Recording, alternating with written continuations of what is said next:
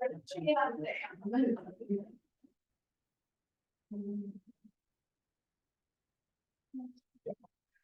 the only thing you have to do to start it is hit the 0 key, which will not.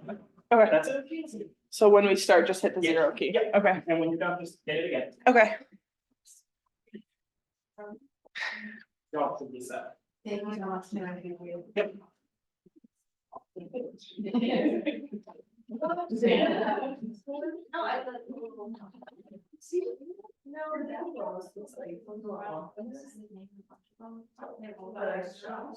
Yeah. I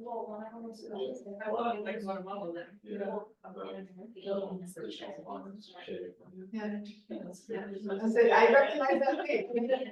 I saw Steve work there, state, as far as for something true. Room, so. I don't know what her research is doing. Did she leave? Oh. I'm watching her head. No, I'm gonna make it, didn't sign it to something. Allison, I love that, for the. Just like one, she's coming back today. Yeah. My God, I can treat myself. Well, So that would take a trip.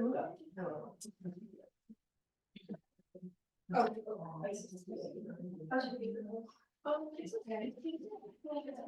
The same year I was online, I went to Spain too. I wrote one call. We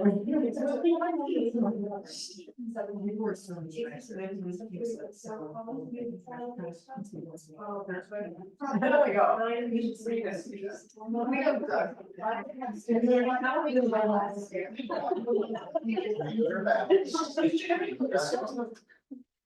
I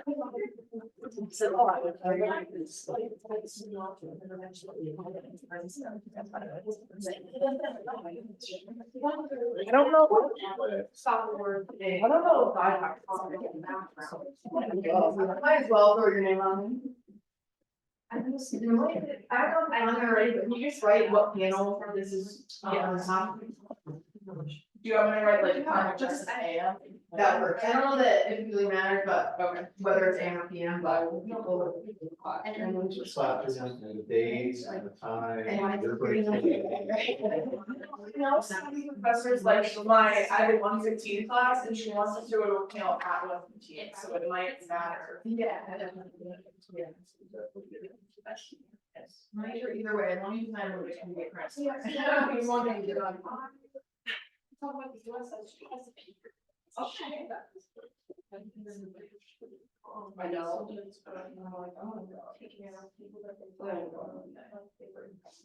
Oh, yes.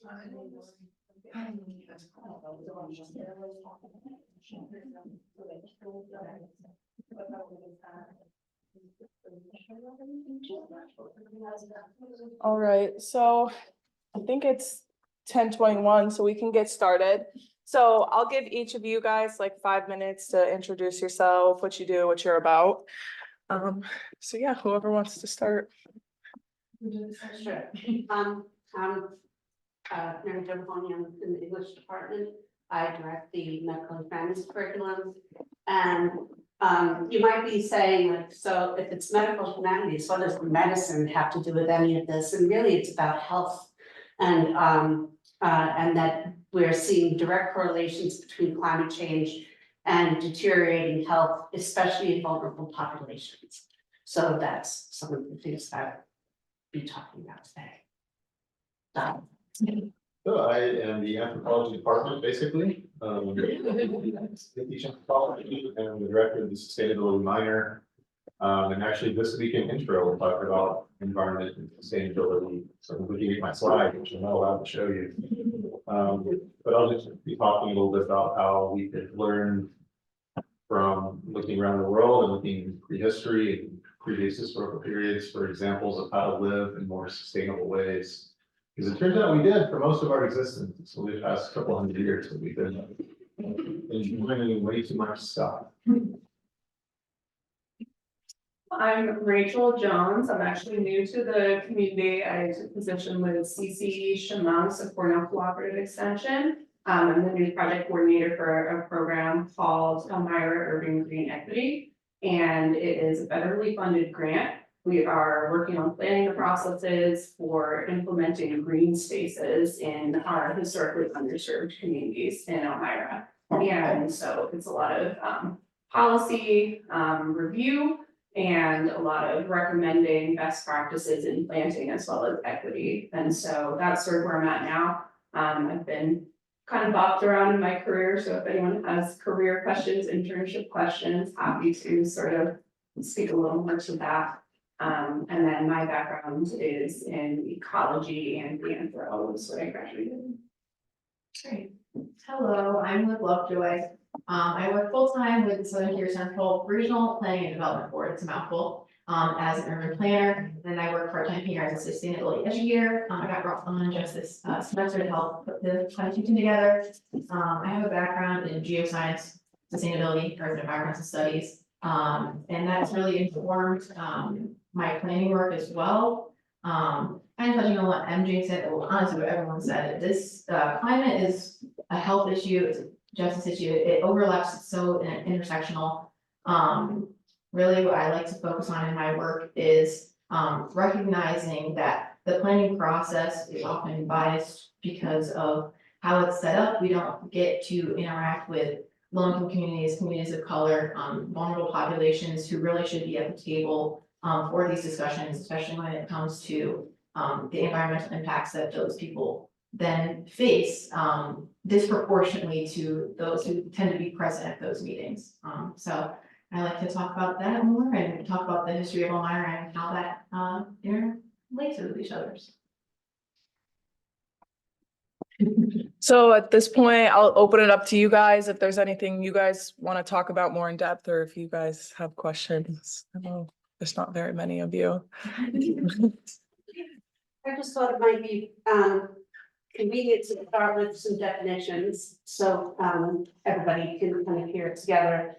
And the first one is what is climate change? Climate change, also called global warming, is arguably one of the greatest public health threats of our time. Climate change is caused by rising greenhouse gas emissions from human activity, resulting in higher global average temperatures and changes to environment and human systems. What are social determinants of health? Social determinants of health are defined as the social circumstances in which people are born, grow, live, work, and play. And they profoundly affect health, and they drive healthcare disparities. Social determinants of health are shaped by the distribution of money, power, and resources at global, national, and local levels. The list of potential social determinants of health is expansive and includes food insecurity, housing instability, violence exposure, structural racism, poverty, and immigration-related stressors. Addressing social determinants of health within medical communities has garnered considerable interest lately as a potential source to both improve health across the life course and mitigating healthcare costs. However, one critical determinant is missing from the community's definition of social determinants of health, and that is climate change. And so that's an addition to the list. I'll tack on something. So before I joined STC, I worked with the Chemung County Planning Department. Born and raised here in Elmira, so this place is very special to my heart. And something I worked on, I was focused on trans actually when I was there. I did a greenhouse gas inventory and sustainability report for our transit system, which currently is just our C-Tran bus system. And a part of my report surrounded equity considerations when it comes to that. So I'm just gonna look through that section and kind of reflect on that a little bit with you all. So with transportation, major exposure is in the form of NOx, so your nitrous oxides and your particulate matter 2.5. Those contaminants, I should say, worsen asthma and other cardiorespiratory illnesses, particularly in older adults and children. It can also trigger heart attacks and strokes, exacerbate obesity and diabetes, and contribute to cognitive challenges. The proximity to traffic pollution and adverse public health impacts that come from that has been studied a lot recently. Especially here in Elmira, where the transportation center is located, is one of the areas with the worst asthma rates, the worst health condition rates, and also highest poverty. And a lot of times, you see this disproportionately impacting those communities who often rely on this transit, but they're not having equitable access, and then they're also just suffering from the adverse impacts of those things. Communities with low income and communities of color are disproportionately impacted by this pollution burden and its health and economic impacts and consequences. It also, these same communities face greater barriers to receiving healthcare, and just in general are greater, exposed more to the impacts of climate change. So we really need to make sure that we're focusing on these communities. The federal government has lots of different, tools and stuff to track where your disadvantaged communities are. So there's Justice 40, potential environmental justice communities, environmental justice communities are a ton. They overlap. Some of them don't always line up, but it's very significant. They line up in the areas where these adverse impacts are the highest and the lowest income communities. I would like to, I guess, elaborate a little bit on ecosystem services. I'm not sure what our majors are, or familiar with these, but basically ecosystem services are the positive benefits of being around trees and or green spaces. So this could include filtration of pollutants, whether it's in the air, water, or soil. In our community, we're very concerned about flooding. I'm sure we've all heard about the big flood. That was one of the first things I was informed about when I moved here. We're very concerned about flooding. The way the levee is structured has been a concern for a lot of environmentalists in the community, because the point of it is to keep the floodwaters where, they're secure and safe and not coming back into the community. However, there are a lot of restrictions that a lot of people involved in these sort of panels and topics and the EMC particularly are concerned about, for example, not being able to plant trees in those areas, things like that, where wildlife cannot access them in the same way, having, I think, invasive grasses planted all over it. Things like that, where the solutions are not necessarily lining up with best practices, right? But other concerns for ecosystem services, shade is a huge one, because heat emergencies related to health, as well as just having to cool your home with more energy over the summer. Obviously, street trees, yard trees that are larger provide that shade canopy, so it brings down regional temperatures to have a larger tree canopy. Pollutant filtration, we talked about flooding, so you reduce runoff by having more green space, more even grasses, pollinator gardens where you're not able to get trees in the ground are a wonderful solution. Rain gardens help with infiltration of some of that runoff. And then obviously there's all of these like mental health benefits of being able to access beautiful spaces, having those spaces in your community. Well, part of the reason we brought you here, you might notice, not just here, but as an urban green equity coordinator for the area. You may notice as you travel around town, there's more vegetated areas and there's less vegetated areas. The east side of Elmira lacked a lot of trees. Also the lowest income, also a victim of redlining in the past, which has, and Columbus Center splits them off completely. So not only are they divided into this area that has beautiful trees by a big 4-lane, fast moving way of traffic that cuts through the city, but they don't even have access to it where they're at. They've got, nothing against heavy development, environmental stuff, but they've got big factories, lots of trucks coming in and out, and nothing to even siphon any of that over there. There's no shade. And like Rachel mentioned, I think we can all agree, once the trees bloom and it gets green, everyone kind of feels awakened again. And it's like, oh, I feel so much better. Even when it's a cloudy day, I see green. And I think sometimes we don't realize just the impact that the greenery around us has on our health. I mean, it generally reduces like hostility, like road rage decreases with increased street tree cover. People drive slower, statistically drive slower in tree lined areas, and traffic signs tend to be more visible against the green rather than the gray. So there's a lot of these kind of sun glares, reduce all these like kind of random things you wouldn't necessarily think about. If you stop by my table, I have a little one pager with some of those details. Along with trees, so you work with the county at some level, both of you. Do they have a reason why they clear all the trees away from the roads that have had trees next to them for 300 years? Like in the past 5 years, we've been going through all the roads and the hillsides, cutting trees down that have been there. I mean, there are trees on the way to Quarry Farm along that road that were 200, 250 years old, that all of a sudden they had to remove. Did you hear why they were doing any of that? I don't know if you have insight. I know that some of it was being cut down for mitigation reasons because although they may seem healthy, I think there was some, like, we have like Ash-Borer, different diseases that affect our trees. And it's a shame because a lot of times as well, the places that the trees are getting cut down are the places that really don't have many trees to cut down in general. Yeah. These I were know. oaks and things, these weren't the ash trees. And I mean, and there's always arguments, The from tree- different the tree groups guy. of why trees should be removed. Sometimes you have, engineers who say they're cutting it too close to the roadway, they're blocking view. So engineers and planners and environmentalists, they kind of all clash on some areas where it's like, we need trees here, but some people think that the trees are dangerous here, or they, provide benefits, but being removed for whatever reason. I don't know what your insight is. Yeah, so there's sort of, in what I've learned in my short time here, right?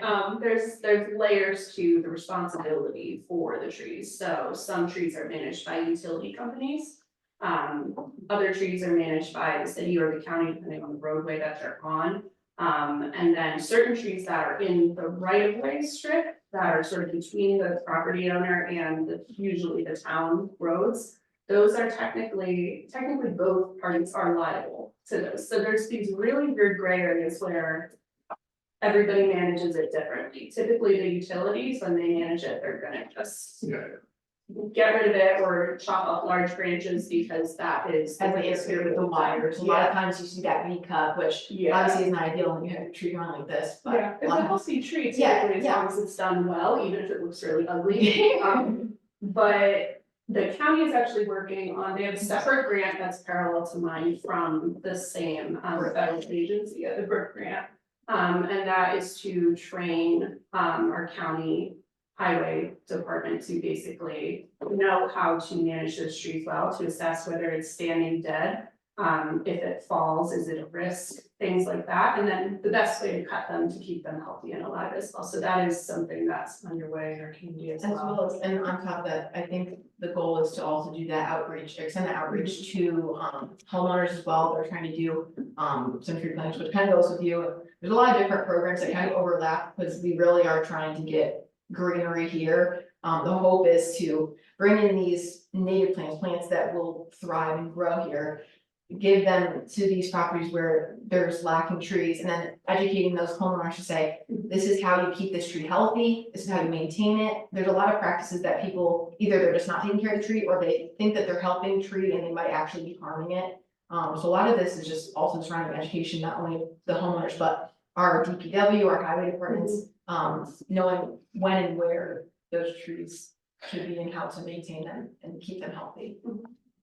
Have they, because I'm not biology, that's what we did a tree survey some years ago in the city, and I eventually presented it to the county and city officials and stuff.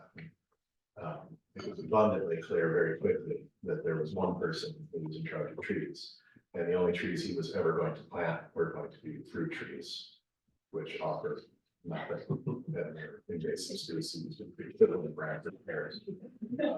And so I live on Euclid, instead of saying, beautiful white oaks and red oaks and trees that are native to the area, they planted a bunch of trees that will only grow to 25 feet tall because, power lines, whatever else.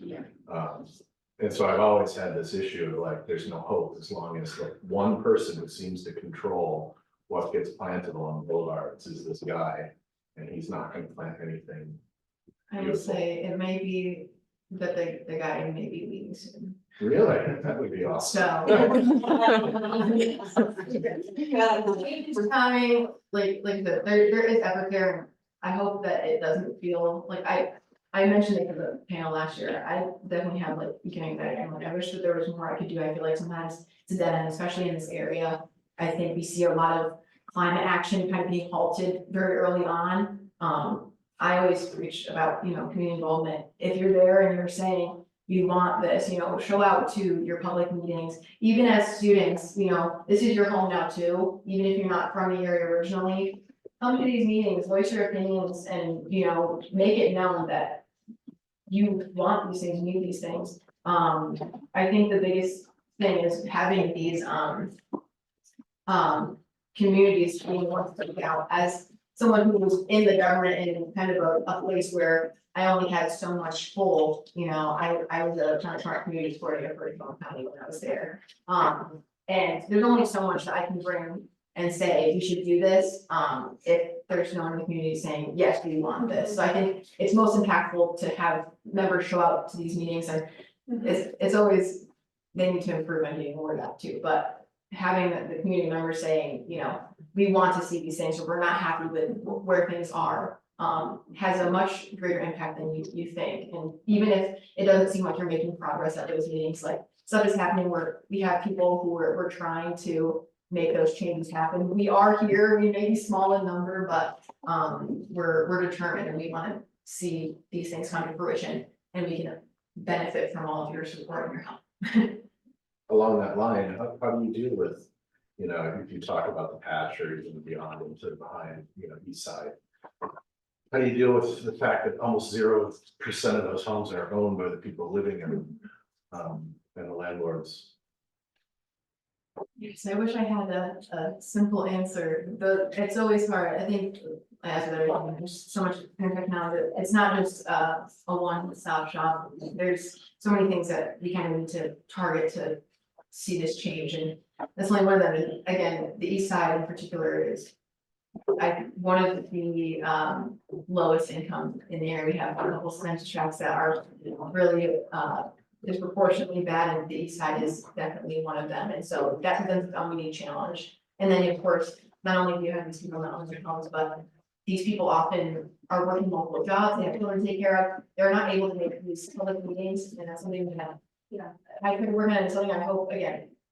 Communities that work helpful, too, I but think this just sort of starts some kind of like, whether it's block clubs or identifying spaces where people are already coming together in these neighborhoods to have these kinds of conversations. and making it accessible for them, Yes. because oftentimes, and like I mentioned earlier, we have meetings and people who show up are the people who either they're NIMBY, they don't want it in their backyard and they're just like staunch against it, or they're just there because they've got the time and they'll say their opinion, and oftentimes, if they're the only opinion being heard, that's what the group, either the county or the city, is gonna say, well, this is what the people want, these are the people who showed up. And so it's a unique challenge, because we wanna make sure that these people are involved, and a lot of times they're hard to reach for a reason, and we need to adapt to make sure that, we can include them. So we also know that vulnerable populations and areas that experience poverty at dramatic levels also are very hesitant populations to get involved in community discussions, because they feel less than, they feel stigmatized. They feel as if their presence is going to make them even more vulnerable to some kind of disparaging situation. And so to think about that, even in terms of like healthcare, you have to be able to access a provider and to communicate with that provider about what your needs are. But if there are shifts in trust among different populations with people who are in positions of leadership and authority, then we have to address why that is so and change how we do things. And those changes are happening in medicine, albeit slowly, but they are happening in medicine, where there's even different types of training for healthcare professionals about how they interact with other people. And so it's happening, but the change will take time.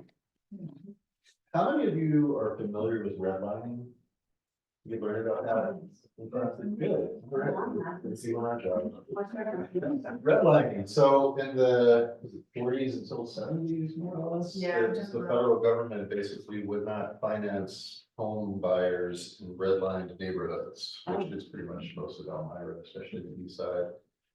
So if you wanted to buy your home, you couldn't get a loan from the bank. Because the bank- Was that though after, when did it end? Did it really, the redlining occur after the seventies or was it, when did it stop? There's actually a map for Elmira, I think it was 1943 was the redlining map. Of course, even after the red line ended, it's something that the impact extended way beyond, which is the case for a lot of social justice issues where we see that something was a norm for a while, and even when the government might have said, we shouldn't do this anymore, we can't do this anymore, those effects are prolonged. So particularly with the east side, but you're making it so they would call these districts undesirable areas. They're going down, and oftentimes it was communities of color where you're saying, this is not a desirable area, you can't get loans there. And so you have white flight, which is all of these white folks leaving these areas. And now, as Emily mentioned, these people don't always feel comfortable, especially after the experiences that they've had, coming forward and saying, can we have some help? Can we, what is the solution for us? Or are we just left to, deal with these consequences after? And it's something that even though that map is from 1943, those impacts have directly impacted the poverty rates and the other existing features of the area today, even now. The east side where it's all rental properties, there's a reason for that. And it all really traces back, among other things, to these redlining districts and this massive highway that goes through the middle of our town. What was the rationale? Like, what could possibly be the rationale other than money? It's Holding unfortunately on loans or it was racism. Like straight up, just the purposes? it was, and I'm currently reading a book called White Space, Black Hood. I forgot his name. A wonderful book. I'm only just making my way through it, but she gives a couple different case studies of areas where this happens, and the main reason is because the white people did not want to be around these undesirables, and they made it so that these undesirables could not then access anything beyond the red line. So you now designate this area, basically damn them to suffer and to fail while you go elsewhere and you thrive, and they cannot come in, at least not easily come into your space. I mean, the federal government wanted to support home ownership for the baby boomers, so they ponied up enormous amounts of money, but they didn't want to let that be available to everyone. So they explicitly adopted and promoted rules, it was federal policy, to not provide those same opportunities to immigrants, to minorities. It's the same thing with Social Security, right? The only occupations that were excluded and may still be excluded are domestic farm workers and home domestic cleaners, which were occupations primarily worked by minorities. So, I mean, these grants, these are federal grants that are kind of like 60, 70 years later, trying to undo the damage that former federal policies created. And it's a drop in the bucket. Yeah. So I mean, all of these things they're good. I mean, my daily commute is through West Elmira. And it's like you were saying, people slow down to 20 to 30 miles per hour, which anywhere else in the neighborhood, like anywhere else in Elmira, if you see a 20 to 30 mile per hour speed limit, everybody's going 40, right? But people slow down because it's a nice neighborhood, right? Compared to your gateways coming into the city where there's no trees and people are zooming in from the highway, and there's no reason to slow down. We had a discussion about East Water, like development over there, and something that drivers said, we would love to have a median with trees because the sun blinds me as I'm driving into town. And it's like, it is, I hate to say, I'm a South Side girl, I grew up there. West Elmira is gorgeous, and it frustrates me to drive through there, I'm like, this is beautiful, and then you can tell where the line ends, and all of a sudden, it's not as lush anymore, and the difference is so drastic, and it's upsetting, and I had some street trees in my area, but nowhere near what West Elmira had, and. You know, there's areas that were worse than me, I was jealous of West Elmira, meanwhile, you know, people who were living on. In the towers, you know, they're like, where are my trees? They have nothing. Yeah, so last summer I got a tree planted in my front yard, in the strip by the street. By the town for free. Where's that? West Elmira. Yeah. And couldn't it also be though that people slow down in West Elmira because they have their own police force? Well, I mean, Is it really a police officer? so, but I mean, that points out another facet of inequality, right? That they've divested from the rest of Elmira. I mean, I went to Yeah, grad school in sure, St. Louis, sure. there are 200 municipalities in St. Louis County, because. Why not just form your own school district, your own health department, your own whatever, and then the city of St. Louis just. Withers on the line. Right, and we have the same sort of thing, and I still can't figure out all the towns and villages and cities. Oh, come on, it's This is Southport. weird. That's the place.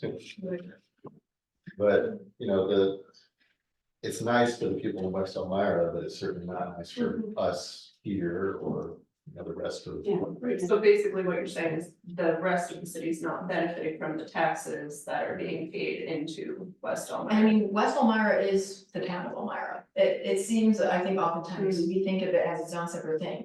West Elmira, at least a portion of it, so. But they're in the town of Elmira, they get the benefits of the town of Elmira, but you can tell that it feels like a separate entity. That's the thing. Yeah, absolutely. Yes, I love it, because the nuclear options is like real paper, if the city disassociates. It suddenly becomes all the municipalities' problem, because they have to have ownership of the city, it has to belong to somebody. And so it's like, fine, we'll just stop, you guys make it. I was gonna ask about, South Side. So I always thought, what is that street off of Loose behind Dunfield? Yep. There's that incredible post-war community, post-World War I community. I lived on Grace Street. I was right there. You're there. So they have this allergy to trees, and I just don't understand, but it's really interesting. Because those are like low income, but middle, you know, relatively well taken care of. 1-bedroom homes, I don't even know, they're tiny, Yeah. but they do not have a tree in that whole area. Has the city ever made any, that you know, attempt to like?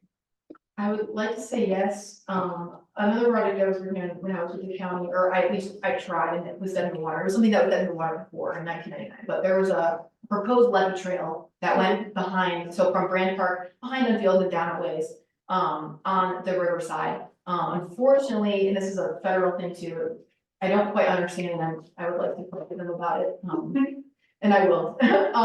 But they don't want you to build on the other side of the levee. DEC is very strict about levees and where you can build.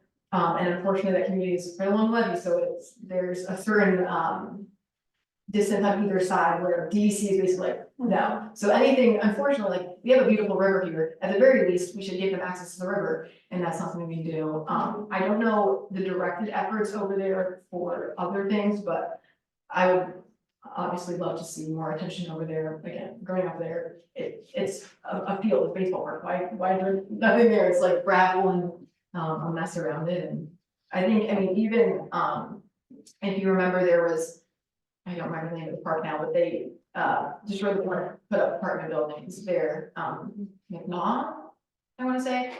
But there, I remember going to that park, and it was a lot of times in that area, it's just a blank thing that they just call a park, and it's like, this is just a plot of land. And it's like, there's so much potential, you can put trees and shrubbery, and you'll see benefits to the area. I mean, having those things there and having, like you mentioned, like things to sequester water and to direct them elsewhere. You see, like, that grass is always so dry in the summer. It does not have to be that way. If it's covered, it can be beautiful. And I don't think there are many other places to access there other than Brand Park, which again is like, it's not quite near. I mean, it's walkable, I guess, but there's no nice way to get there. I mean, you can walk on the levee, but if you are you're a wheelchair user or you have a mobility device, not easy to get there. The sidewalks are a whole other issue. You have so many, again, there's so many overlapping things. You see, again, West Elmira, relatively nice sidewalks, south side, east side, sidewalks are a mess. And people don't wanna go out and walk, people can't go out and walk, you have people walking in the road, and then it makes a whole mess out of that, so. I wish that I had an answer for you, I would like to see it, and it's something that we're trying to do, is the efforts are from there to at least get something. I think we got a couple different trail projects coming up, that I'm hoping open the door to more of these green space ideas in these areas to say, you know, build it and it'll come, you see the benefit of it, and then hopefully we can expand that elsewhere. It's a long way to. That, so we're really not saying anything about the South Side, I wish I had an answer. Something you had mentioned was landlord ownership, that's actually an avenue. As distasteful as it may be for many, that I'm interested in exploring. It's tricky because obviously people are paying for the right to live at somebody else's property, right? And then are potentially not having ownership over these green spaces. It's something that I'm very interested in digging into a little more and seeing what kind of potential is there, because technically any additional trees in theory are a good thing. As well as like these portable properties, Kennedy Dog is somebody that I'm also talking to, and they're planning on putting some trees in pretty soon. I think they're part of the agency. Yeah, and they'll be contributing to, trail development as well. Yeah. You know, they have a certain amount of money that they set aside to give back to the community, Yeah, to benefit. Obviously, they do like an environmental report all the time because they have a lot of stuff that they're releasing, and they're right on the river, they're in an area that already is not doing great, so. but something that I want to keep an eye on moving forward, and I want to have some resources to potentially educate, you know, my stakeholders in these communities, and something they may already be fearful of. That happens in much larger cities and probably in smaller cities like this, is green gentrification. And so this phenomenon of, oh, the space is suddenly nicer, property values do go up, there is an economic benefit.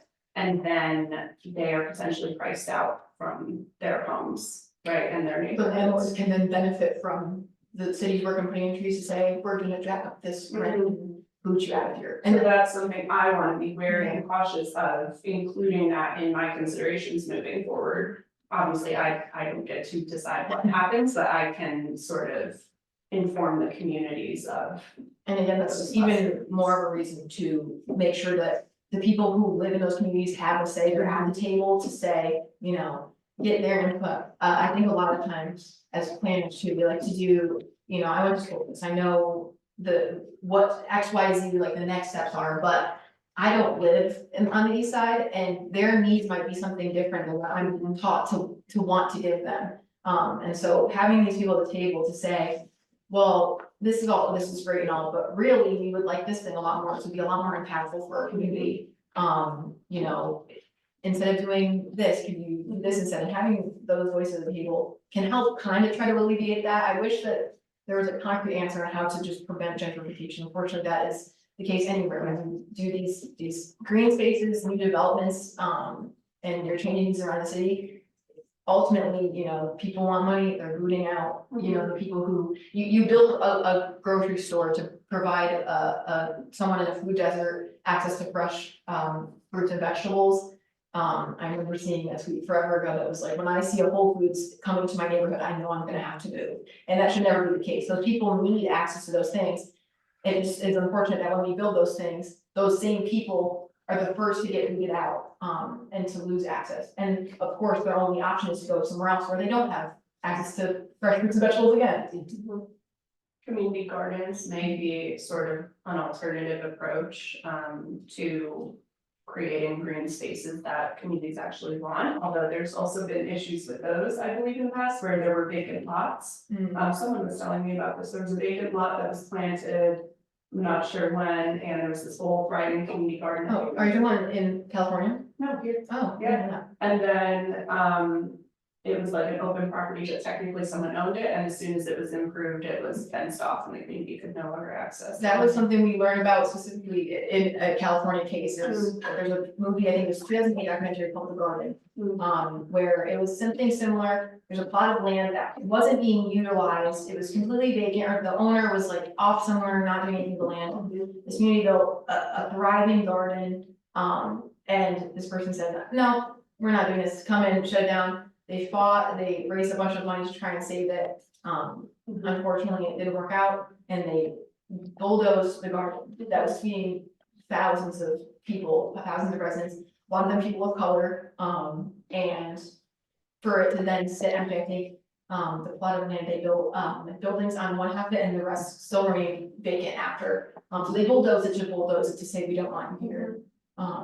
Which is, it's a shame, and that goes into plan two is who owns the property, and it's unfortunate, it's a disaster in any case, because you have a lot of cases, not just for garden spaces, but for potential development on these spaces. A lot of people buy properties low and they sit on them and let them go to rot. We have that even in existing buildings that are just falling apart that no one's doing work on because they're just sitting on them and nothing's being done because they have the money to do so.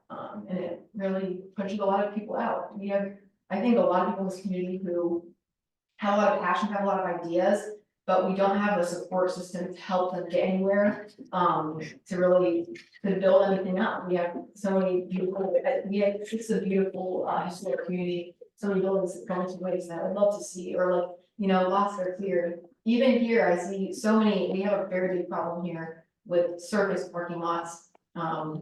It's a pet peeve of mine, it tears up as we learn in classes, the urban fabric. I like to walk, I went to school in Arizona, I enjoy being able to walk places, they're not ideal by any means, it's very hot. But coming from a place where, especially in a college community, it was quite big, it was like mile by mile was the main campus, so quite big, and then the surrounding areas, it was all walkable, and it was nice to be able to live off campus and walk across and be able to go to all these different places in such a tight space, whereas you come here, the city square footage is not very big, but it feels so torn up and so broken up because of these wide surface lots, no trees, no, you know, there could be beautiful rain gardens, there could be permeable pavement to, you know, or like just anything to take away from this massive black lot that just soaks up all this heat. And that's normally has no cars. My favorite is the like 3 parking lots that surround the big parking garage that sits empty most of the time, and there's 3 cars in each of these lots. It's like, this could be one single lot, this could be a service parking lot, and so it's a shame to see. Do we have coding, zoning that requires, because that's always been a problem, like, you know, Wegmans. Minimum, parking, unfortunately, I would love to see maximum, and that's something that you can see, being done elsewhere. All of it is really zoning, and this is stuff that this zoning's been in place for a while, and sometimes it changes as people move in and they wanna do stuff, but, in most cases, depending on the building, there's a specific number of parking spaces that you have to have for the square footage or for who's in there, so you have issues with like a restaurant that, is a certain amount of square footage, so they have to have 20 parking spaces. They have to, even if they would like to just have street parking, even if they would like to have only 3 or 4, there's a certain number of parking spots that they have to have.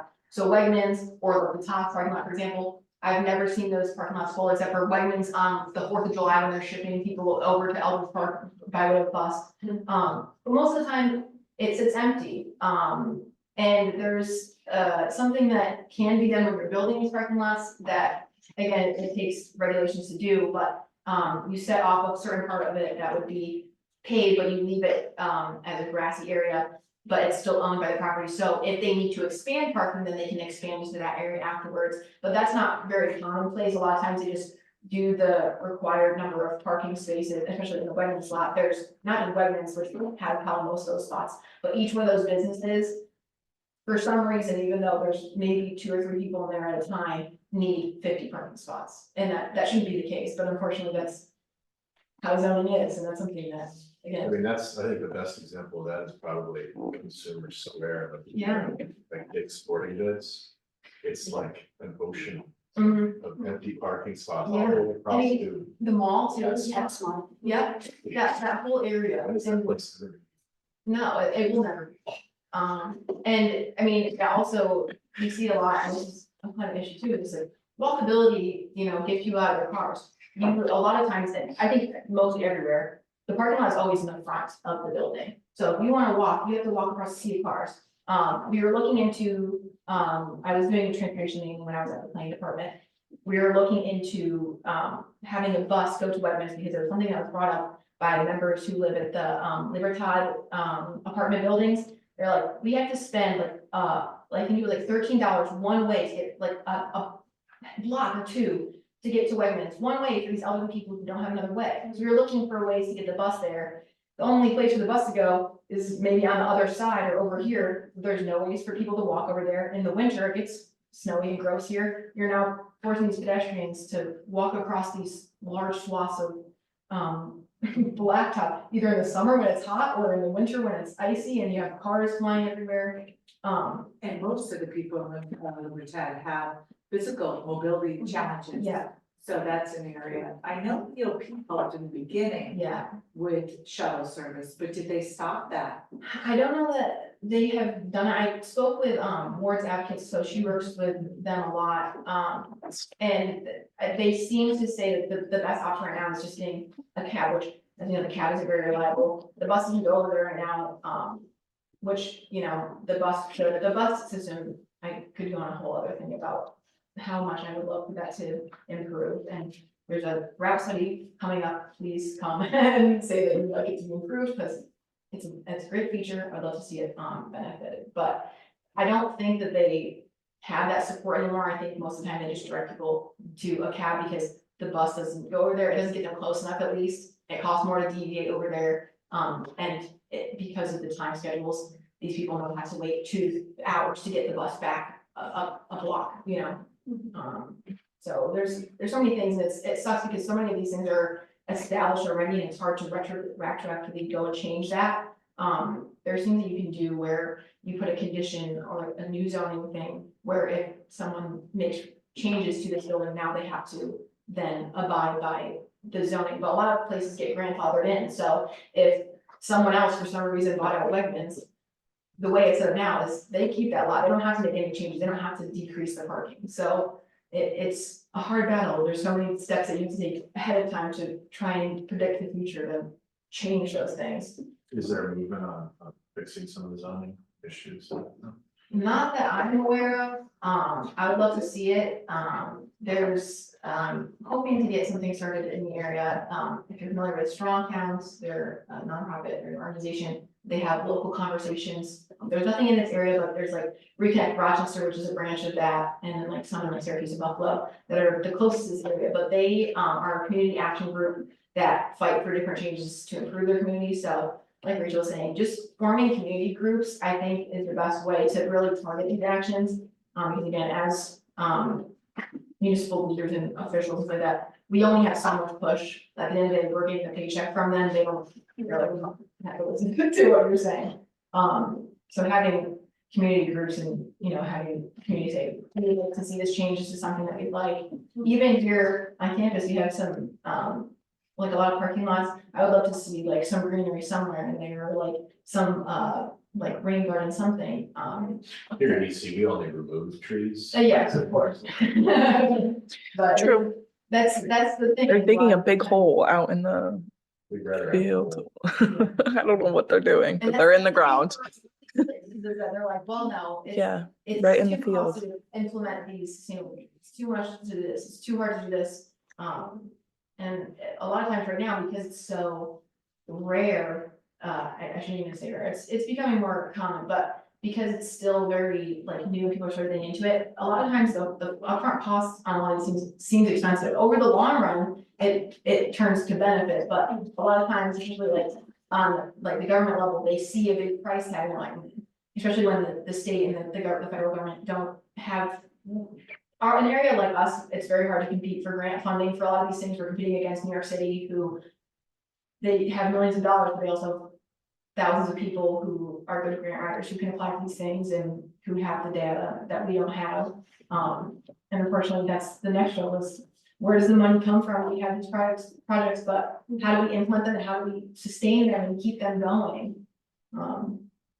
So I wish we have so many things I would like to fix. I wish I could do it all.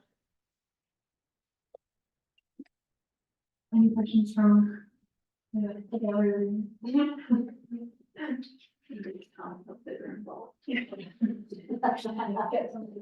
This is the only solution. Yeah, get involved. On Saturday, 4 of us in here walked to illegal and it was like through parking lots, so that was. Yeah. It's not very far. It really was like a 15-minute walk. But it was like, oh, nice walk. yeah. Yeah, and well, the cars too, there's like a lot of lanes of cars, so. Yeah, and that's, wouldn't it be nice, like, to be able to walk this, it would be, I think a lot more people would walk if it was a nicer walk, I mean, if you see a straight shot that looks like horrible and long, it might not even be that long, but like, it feels like forever, because it's just like monotonous, and here we don't have a lot of pedestrian and bike infrastructure to support other modes, traffic is favored, which is, again, it's just like getting out there, our community cycle does moonlight rides, every full moon or around there. Definitely encourage you if you've got a bike or they sell bikes and they help you fix up bikes there. To get involved in that, the goal is to ride around and let drivers know that we exist, we're here. You know, respect us as a mode of transportation. And like I said, like cutting through, you know, it's nice to be able to slice through and not have to walk like block by block. But it'd be a lot nicer, you know, if we had a nice, beautiful, like tree lined path, you know. To add to that though, some cities are really doing it, like Duluth, Minnesota is one of the best bike and walking trails Yeah. around. And it's a huge attraction for people when, I'm gonna consider moving to Duluth, Minnesota. Well, look what we have, I know you're from Minnesota, Dan, but they are living in that aspect.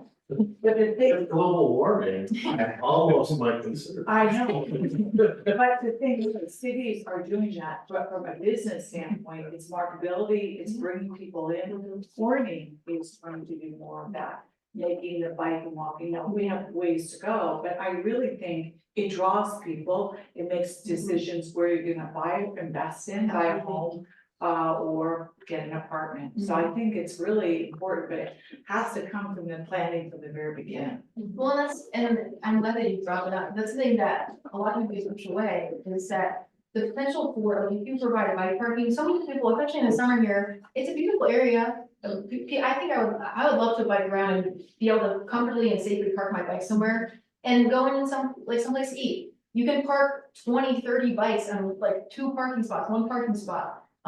And so it's just even just saying, can you designate this area, or there's these things called parklets, which you can put in place of a single parking spot, like maybe the parallel spot, where you put benches outside so that people can come and sit, just having outdoor spaces like that. But it has to be built. I mean, Europe is doing it, they have spots where it's just for biking, it encourages that. People are scared to do biking and walking because it's a safety issue, Yeah. that's what all of you talk about going It's to. a safety perception. Perception. Yeah. And I would But perception is everything in my opinion. If you don't think it's not safe, you're not going to do it. I used to bike all the time.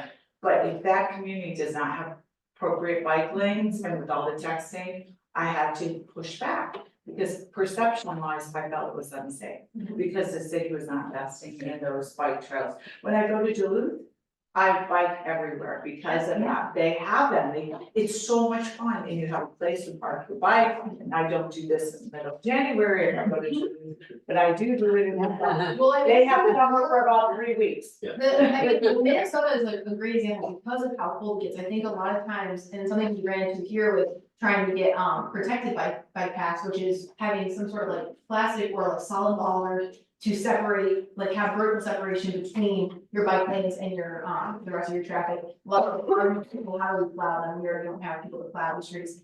But you have places like Minnesota get tons of snow. They're one of the best biking like states in the United States, which comparatively to like the rest of the world, it's not great, like we're still pretty low on the list, but in Minnesota, a place that gets so much snow, can have people who commute, like they have a high rate of bicycle commuters.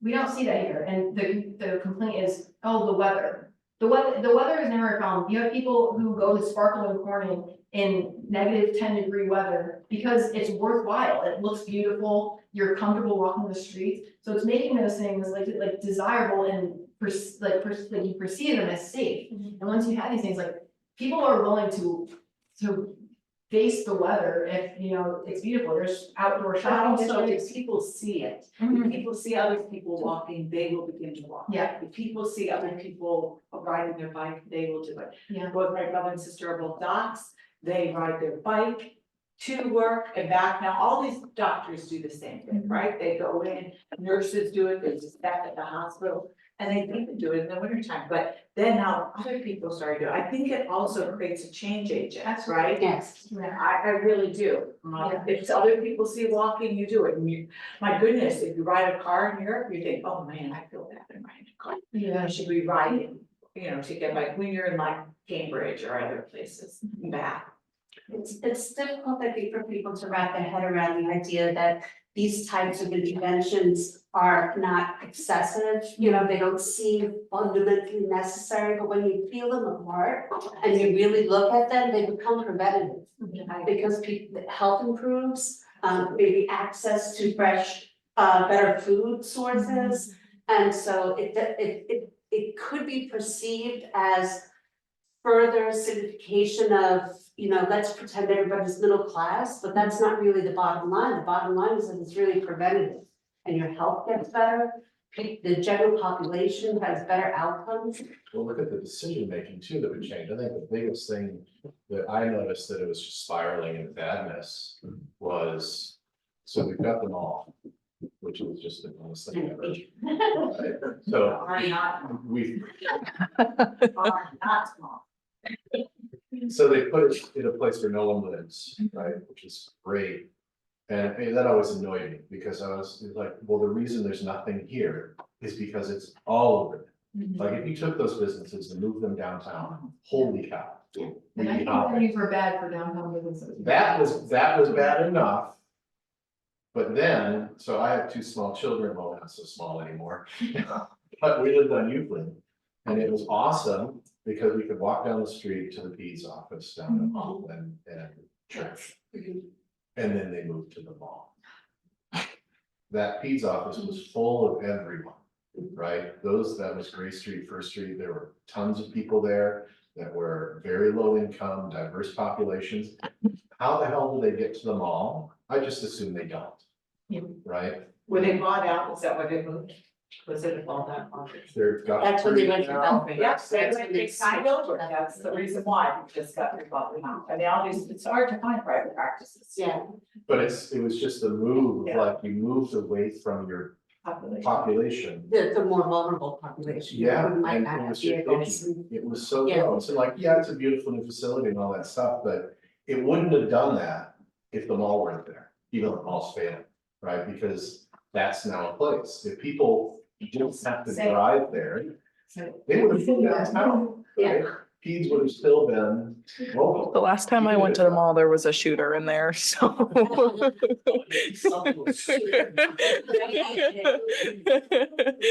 Yeah. I can remember at one point, I think it was 2018, they had, on the wall of the mall, like what they were gonna do, and all these changes they were gonna make, and I was like, I love this. I was just starting to understand everything is happening. I was like, this is lovely. Go to school, come back on a break, and it was gone, and there was no mention of it. It was like a ghost, gone. I'm like, what happened? And Where are you the- gonna get your artisanal knives, if not behind? But now you're seeing malls come over to interactive and like activities, because you know, back when they shifted to the mall, it became this thing that malls grew away from downtown businesses. And now malls are dying because big box stores are going online, and you have those big box stores are the anchors. And so anything that was in between them, like the small businesses at the mall, start to fall apart too, because there's no people walking down that way to go to the big box store, Yeah. rents increase. And so you have this falling out, and now you see people, you know, small businesses maybe trying to flock back to downtown. But a lot of people, especially young people, we're making a shift toward wanting interactive things and things we can do, because we can shop online, you know? So I do think that there is a comeback to this mall. We've got Smash Therapy, like axe throwing, like all this cool stuff, like Ella's Acres, like we got some new things going on there, so I like to I'm think that really it's thinking it more like a recreational. like, Yeah. place. That's what the mall near me did, and it was very good. I mean, not the big mall, but they had a smaller mall,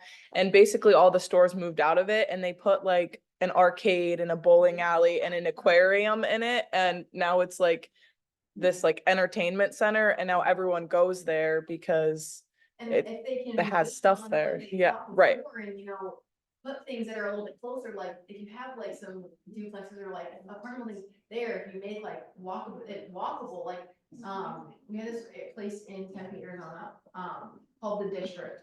And there was a strip where, it was like walkable, it was just for like foot traffic to go through into all of the stores, except on the other side where like, it's always a PetSmart, for some reason. PetSmart and a Dick's and like Ross's was across this big sea of parking lots. And you have this beautiful walkable area, and also in Tempe, a grade A street for great streets, one of the greatest streets in America because of its accessibility, its walkability. But it's completely on its own. It's a standalone street. It's where all the bars are. It's right off the campus. Of course, it's perfect. But to get there is completely inaccessible, which is its own problem in itself. Again, the funding is like, you build these things, but now you have it established here, but how do you get people to access it? So like the mall, we have like buses that run up there, but they only go so often. So these people have to take out, we had a blind gentleman who we were consulting with. He lives by the Met's like chocolate factory. When he comes and had a meeting with us, he would say he would have to dedicate 6 to 8 hours of his day for an hour meeting, to get from where he was going, to transfer to another thing, to walk to another place, to get to the meeting, and then to do all the same thing back. And I think we're very privileged, a lot of us who have had cars our whole lives, or who have had that reliable transportation, to be able to say, I can just go wherever. I had my car in Tucker whole day, and I had to use the bus to get around. I walked probably the entire length of the city of Elmira instead of taking the bus, because that's how long, it was faster for me to walk than to catch the bus, which is a problem. And you have these people who have no other choice but to use the bus, who get stuck in this trap. I spoke to people riding who were like, I got in trouble with my job because I was late. The bus came too early, I missed it, I had to walk 45 minutes to work because it was faster than catching the bus. But I was late to my job, I got punished for it. And it's just this cycle that it's hard to break out of, because something's gotta change in there. Probably more than just one thing that has to change. And patients who use public transportation frequently have a harder time being on time and or making their appointments, and then they're labeled non-compliant. Yeah. I mean, and like you were saying earlier, I think once you establish it as a norm, I think driving is so ingrained in us that anything out of the status quo is seen as like an offense. It's like, how dare this bicycle be on the road? Going off of that, something that really bothers me about this area, like moving here, why don't we have an Amtrak station? The closest one is like 3 hours away. And I take the train like pretty frequently as a mode of transportation. And I'm not even from a well-populated area, but it's like a 30-40 minute drive to get to the closest one. And so when I try to like get on a train and go somewhere here, it's like 2.5 hours to Syracuse or 2.5 hours down to If Pennsylvania. you don't wanna drive, take the bus and it will take you 8 hours. Exactly, so I think, is there a reason we don't have an Amtrak station? You're so like Ithaca or Yeah, Normandy, so- like. And on that note, my frustration is driving back into town on Miracle Mile and seeing the cap sign saying, train cars made here, Yes. where is the train? Yes, the trains. It's all free. I would love to see that. And I'm like, God, I got connected with an Amtrak contract, so I'm trying to reach out, because I would love to see something like that here. We are a center point. People come here on their way to Niagara Falls, to the city, vice versa. We're away to the Finger Lakes. I, like someone who's not trained, but I utilize light rail transit, and that's been my biggest driver since coming back, is why I want public transportation. The light rail system was so amazing to have. It was frequent and it took a lot of people, and I could get so many different places, and I didn't mind. I walked 10 minutes to get to the station, and I was happy to do that, because I knew that I could get to my destination in 20 minutes, and if I missed it, I only have to wait 10-15 minutes for the next one, rather than a whole hour. I'm glad that you said that. I would love to see it here. And again, hit me afterward. Let's Okay. let's do that. It's not Elmira, like I feel like Ithaca or Something, Fordham yeah. have Well, to the have old some. line is called the Phoebe Snow. Yeah. It's just a cool name. And it went through from, I think it started Rochester, that Niagara area, came down through Corning and Elmira, down to Scranton and New York City. Yeah, I took the train from my house in Rhinebeck to Rochester to get to school. I can't do that. I totally agree with You could, it'd just be a long walk. Yeah. That the reason is people just don't see, it's hard to convince people who see driving as like the most efficient way as anything else. I think we have such a fast paced way of living, we don't like to wait anymore, we don't like to take our time anymore. Which it makes even less sense now, because if you take the train, I take it to Minnesota frequently. People will say, well, if you take the train, it takes your whole day. Like from here to Chicago is a great train, well, Syracuse, Chicago. Yeah. It's cheap and it's, you leave here at night, you arrive there in the morning, you leave there at night and arrive here in the morning, it's just perfect. And people will say, well, what happens when I get to Chicago? I don't have a car. Like, well, what happens if you fly to Chicago? You're not gonna have a car either, and, you know, there's these weird kind of, you know, well, if I drive things, and I'm like, well, if you drive, you're gonna be sitting behind the wheel for 8 hours. You have to do the work. Yes. Take the train and I can get work done on my way, you know, into somewhere and check my emails, I can So a go. lot of the cost benefit analysis. Let's take a weekend trip to you can think Chicago. About the value of. Let's go to Chicago. I mean, they're crazy now, you just haven't thought about it. So we are out of time, so if you guys have any closing statements you want to make or last minute questions. There's a subreddit you should all check out, called Fuck Cars. Funny. Very inspiring.